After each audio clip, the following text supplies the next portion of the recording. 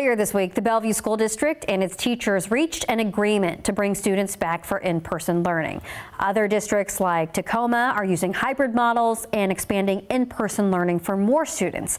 And then after nearly a year at home, many kids are gearing up to get back into the classroom. But of course, this time things will be different.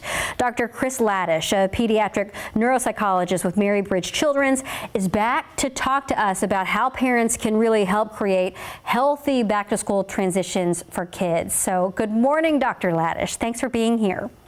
Thanks for having me.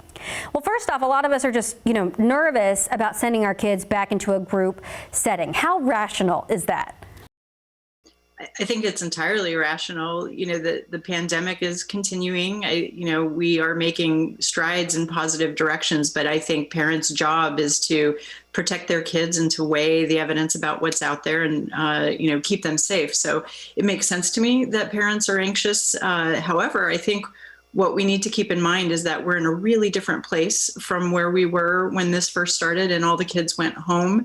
The new CDC article that just came out in JAMA is reporting multiple studies throughout the United States, everywhere from Mississippi, North Carolina, rural Wisconsin, where we are looking at kids that have gone back to school, and we're not seeing increased transmission rates related to those kids being in classroom settings. I think the key piece to know about that is that those schools are doing the right things. We've seen that in private schools as well, where many kids have been back in school for quite some time, even locally, and we're not seeing increased transmission rates there either. So I think the positive side of this is that we're much further along than we were before. We've learned a lot more about how to keep ourselves safe, and it's right back to those basic things. It's masking, hand washing, and social distancing. And if we can continue to do that and, follow those precautions, I think our kids are going to be okay. So while it's anxiety provoking, I would encourage parents to remember that, the science and the evidence is on our side now. We have a lot more information than we did.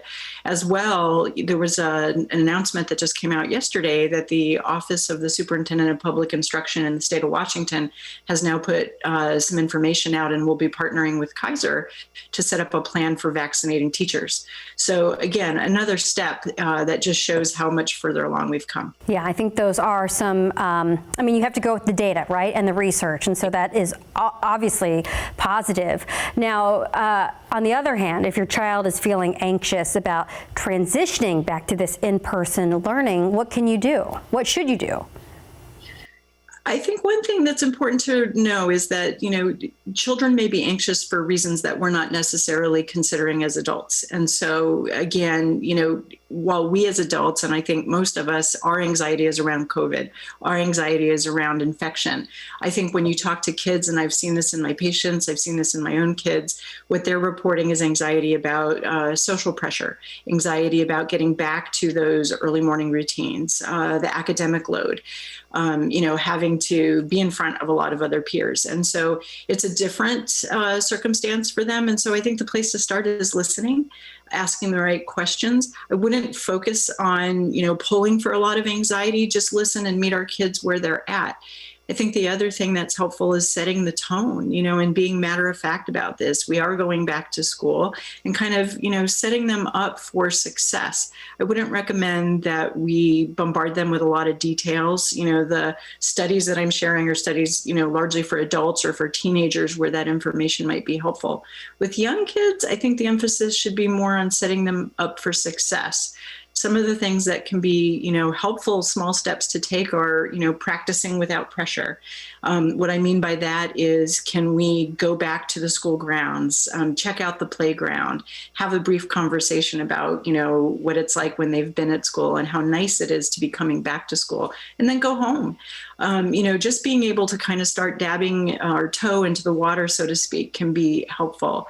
I also think it's helpful to focus on the positive, seeing our friends, seeing our teachers, and treating it like the start of school. Our kids have done starts of school lots of times. And I think coming back to some of those familiar routines, bedtime, getting our backpacks ready, picking out what we want to wear to school. All of those can increase our excitement and the positive perspective.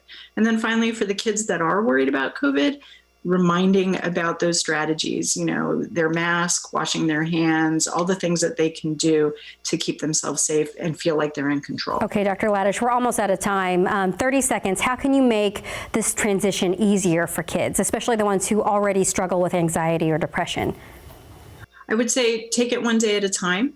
Don't ask for perfection, and have a support or crisis plan in place. Can they reach out to mom? Can they touch base with their teacher, see their school nurse? Just getting there and getting through that first day is going to be half the battle. Oh, okay. Well, thank you so much, Dr. Chris Laddish with Mary Bridge Children's. Thank you for those very awesome tips, and we wish the best to you. Thank you, you too.